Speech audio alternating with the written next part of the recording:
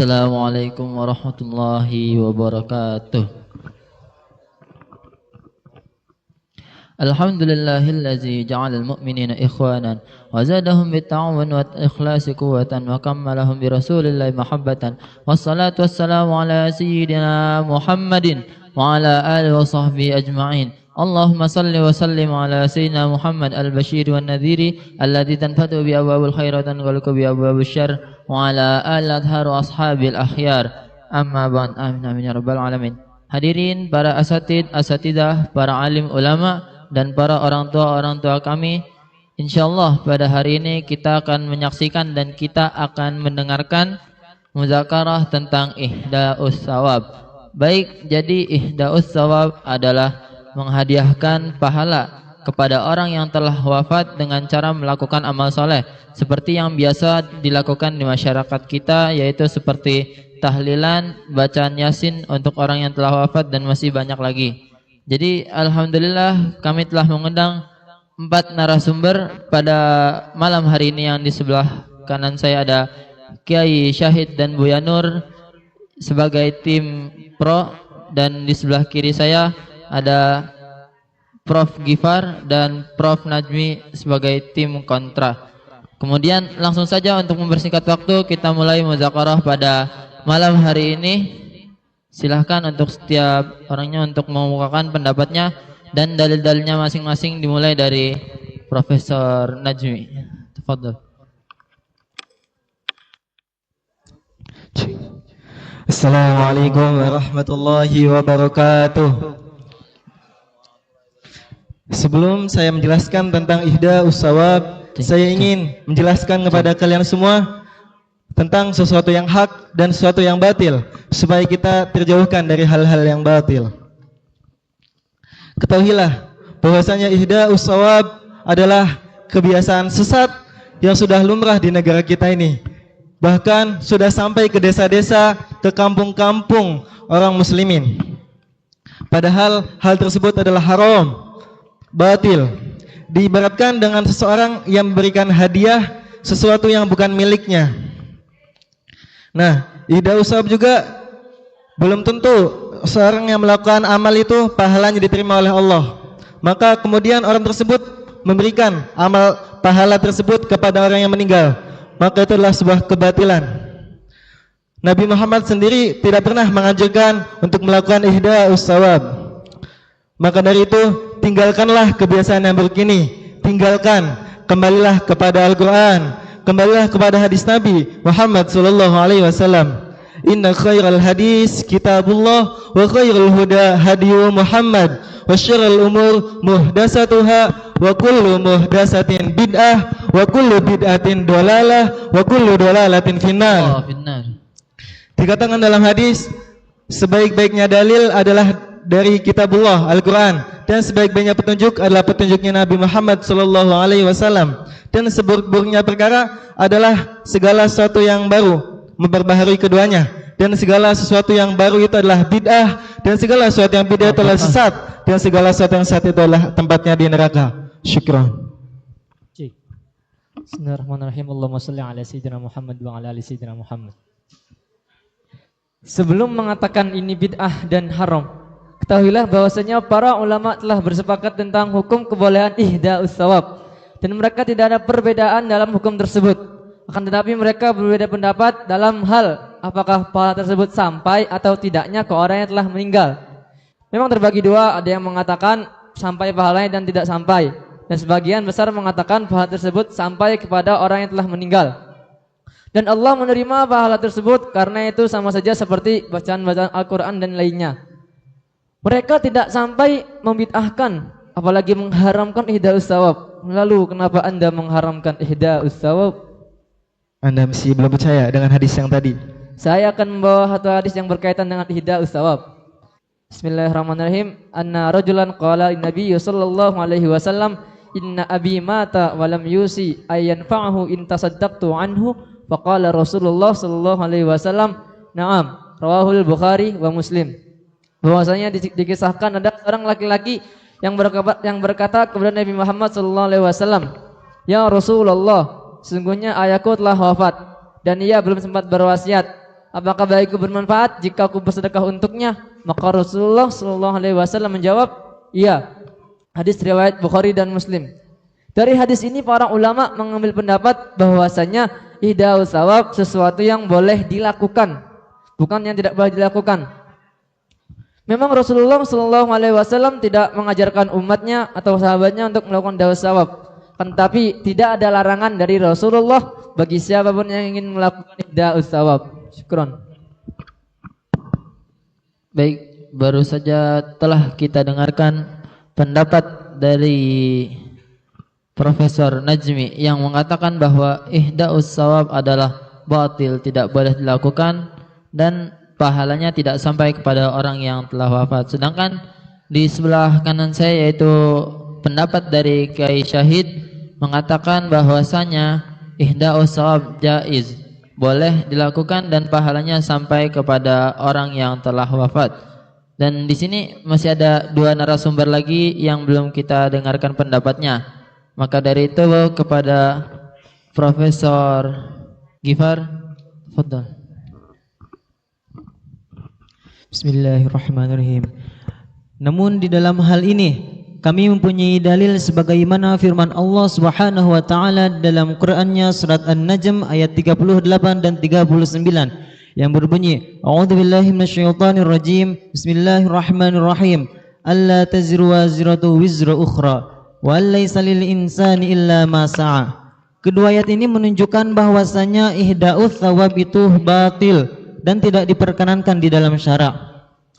Dan andaikan saja ihdaus thawab tersebut diperbolehkan, maka alangkah banyaknya orang-orang yang akan meremehkan ibadah-ibadah seperti salat, puasa dan lain-lain dikarenakan sampainya ihdaus thawab tersebut. Bismillahirrahmanirrahim. Allahumma shalli ala sayyidina Muhammad wa ala sayyidina Muhammad. Apakah antum tahu maksud dari ayat tersebut? Ay kullu nafsin dalamat nafsaha bi kufrin aw syai'in min adz-dzunub 'alaiha wizruha. Jadi setiap manusia yang zalim terhadap dirinya dengan kekufuran atau sesuatu dari dosa, maka balasannya bagi dia. Jadi dosa dia tidak bisa ditanggung oleh orang lain, begitu juga dosa orang lain tidak ditanggung olehnya. Ayat ini tidak ada sangkut pautnya dengan ihdaus thawab dan tidak menjelaskan sampai atau tidak sampainya pahala kepada mayit.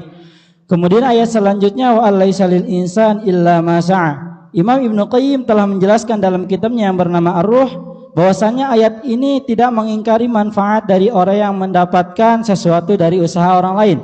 Tetapi ayat ini menjelaskan bahwasanya seseorang tidak akan mendapatkan sesuatu kecuali dari apa yang ia usahakan. Dan begitu juga usaha orang lain untuk dirinya juga. Maka dari itu boleh bagi dia untuk menghadiahkan pahala kepada orang lain atau hanya untuk dirinya saja. Syukran. Masya Allah.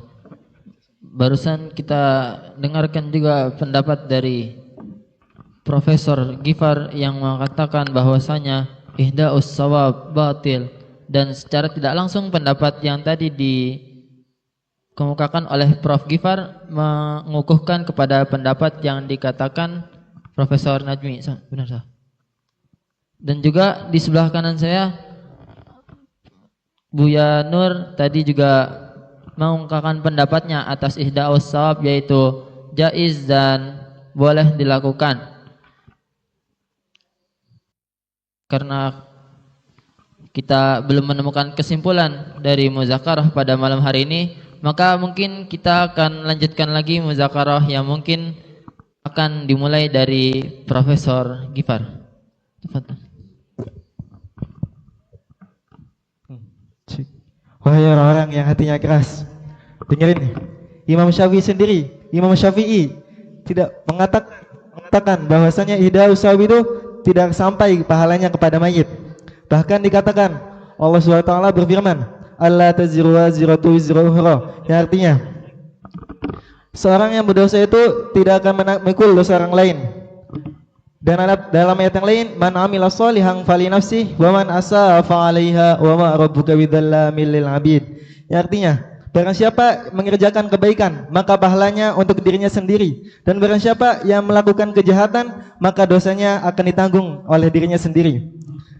Dan masih banyak ayat-ayat yang lain.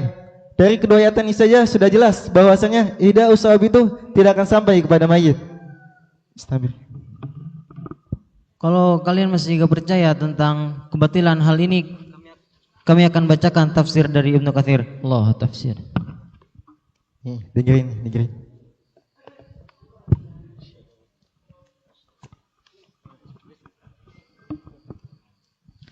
A'udzubillahi minasyaitonirrajim. Di dalam ayat Allah taziru waziratu wizra ukhra, di sini disebutkan kullu nafsin zalamat nafsaha bikufrin aw syai'in minadz-dzunub fa 'alaiha wizruha la yahmil 'anha ahadun. Dijelaskan bahwasanya setiap manusia yang menzalimi dirinya sendiri dengan kekufuran dan dengan sesuatu yang dari dosa, maka tanggungannya hanya baginya dan tidak ditanggungkan kepada selainnya. Dan di dalam ayat alaysa lil insani illa ma sa'a kama la yuhmal 'alaihi la wizru ghairihi kadzalika la yahsulu minal ajr illa ma kasabahu huwa bi nafsihi. Dijelaskan bahwasanya sebagaimana tidak ditanggungkannya kepada selainnya, maka begitu pula ia tidak akan mendapatkan pahala kecuali sesuatu yang telah ia kerjakan ketika ia hidup di dunia dengan dirinya sendiri. Min hadhil ayah istanbata al-Imam Syafi'i wa man ittaba'ahu anna al-qira'ata la yasul ihda'u thawabiha ila al-mauta li'annahu laysa min 'amalihim wa la kasbihim. Dan Imam Syafi'i pun telah berpendapat bahwasanya bacaan tersebut tidak akan sampai kepada orang-orang yang telah wafat karena itu bukan dari pekerjaan dan bukan dari usaha mereka. Walihadza lam yadum ilaihi Rasulullah sallallahu alaihi wasallam ummatah wala hathahum alaihi wa arsyadahum ilaihi wa hadha tafsir yu'ayyidu anna ihda'a thawab batilun faman ladzina yakhtalifu fi hadzal amr. Oleh karena itu Rasulullah SAW pun tidak menganjurkan dan tidak menghimbau umatnya untuk melakukan ihda'ut thawab tersebut. Dan ayat ini menjelaskan bahwasanya ihda'ut thawab tersebut adalah batilun. Maka kenapa kita harus berbeda dalam hal ini? Kalau mau mengambil suatu pendapat, jangan hanya dari perkataan satu ulama Ibnu Katsir doang dan meninggalkan yang lainnya. Padahal masih banyak lagi perkataan para ulama yang mengatakan bahwa pahala tersebut sampai kepada orang yang telah meninggal. Bahkan imam kalian, Imam Ibnu Taimiyah menjelaskan dalam kitabnya Majmu' Fatawa juz 24 halaman 324. Jika tidak percaya bisa dilihat kitabnya.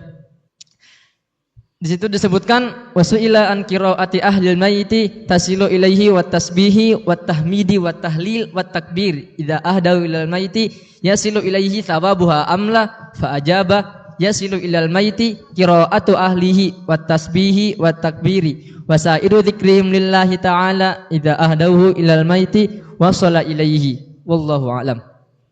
Suatu ketika beliau ditanya tentang bacaan-bacaan ahli mayit berupa tasbih, tahmid, tahlil dan takbir jika dihadiahkan kepada orang yang telah meninggal, apakah pahala tersebut sampai? Maka beliau menjawab, pahala tersebut sampai jika dibacakan atau dihadiahkan kepada orang yang telah meninggal. Dan masih banyak lagi pendapat-pendapat ulama yang mengatakan bahwasanya itu tuh sampai pahalanya kepada orang yang telah meninggal, yaitu Al-Imam Ibnu Muflih Al-Hambal dalam kitabnya menyebutkan dari Sayyidina Anas dari Rasulullah sallallahu alaihi wasallam, qala man dakhala al-maqabir faqara'a fiha yasin khuffa anhum yawma idzin wa kana lahu biqadrihim hasanat. Beliau berkata, barang siapa yang memasuki ke pemakaman kemudian membaca surat Yasin, maka diringankan dari para ahli kubur pada hari itu, dan hal tersebut termasuk kebaikan bagi yang membacanya. Syukran. Istamir. Bismillahirrahmanirrahim. Kalau antum baca kitab, maka jangan ambil yang antum sepakat saja kemudian meninggalkan sesuatu yang antum tidak sepakat. Tetapi ambil semuanya walaupun antum tidak sepakat dalam hal tersebut. Kemudian tafsir yang antum baca tadi itu belum sempurna. Ini saya akan bacakan. Bismillahirrahmanirrahim. Alaysa lil insani illa ma sa'a kama la yahmalu 'alaihi wizru ghairi kadzalika la yahsulu min ajri illa ma kasabahu huwa li nafsihi. Wa min hadhil ayah istanbata Syafi'i rahimahullah ta'ala wa man ittaba'ahu anna al-qira'ata la yasilu ihda'u thawabiha ila al-mauta ila an qala fa amma ad-du'a was sadaqah fa dzaka mujma'un 'ala usulihima wa mansusun min asy-syari'i 'alaihima. Memang Imam Syafi'i mengatakan bahwasanya pahala bacaan itu tidak akan sampai pahalanya kepada mayit. Tetapi tidak semua amal tidak sampai pahalanya. Beliau mengatakan fa amad du'a was shadaqah fadzaka mujma'un ala usulihima. Beliau mengatakan bahwasanya sedekah dan doa itu menurut para ijma' para ulama itu sampai pahalanya kepada mayit. Dan saya menemukan pendapat Imam Nawawi yang dinukil dari Imam Syafi'i, dan beliau termasuk mujtahid dalam mazhab Syafi'i yang berbunyi wa yustahabbu lizair ay zairil kubur an yusalliya ma'al maqabir wa yad'u liman yazur wal jami'i ahli maqbarah wal afdal ay yakuna salam wa du'a fil hadits wa fil madhab. Yang artinya dianjurkan bagi yang berziarah kubur untuk salat di dekat kubur dan berdoa untuk yang diziarahi dan semua ahli kubur. Dan yang paling utama itu mengucapkan salam dan doa untuk mereka. Ini adalah nas Imam Syafi'i dan pengikutnya telah sepakat dengan pendapat tersebut. Ini menunjukkan bahwa ihda'us tsawab itu sampai pahalanya kepada mayit dan boleh untuk dilakukan, tidak ada larangan di dalamnya. Syukran. Nah, sudah paham? Sudah paham. Bahwasanya ulama tidak berbeda pendapat dalam hukum kebolehan, kan tetapi mereka berbeda pendapat dalam masalah sampai atau tidaknya, dan mereka tidak ada yang mengatakan ihda'us tsawab sesuatu yang bid'ah. Syukran. Oke, baiklah. Saya mengakui memang ada ulama yang mengatakan bahwasanya ihda'us tsawab itu pahalanya sampai kepada mayit. Akan tetapi di sini saya mengikuti ulama-ulama yang mengatakan bahwasanya ihda'us tsawab itu tidak sampai pahalanya kepada mayit. Kenapa? Karena untuk berhati-hati kepada sesuatu yang baru. Adapun ulama-ulama yang mengatakan ihda'us tsawab itu sampai kepada mayit, maka itu adalah urusan antara mereka dengan Allah Subhanahu wa taala.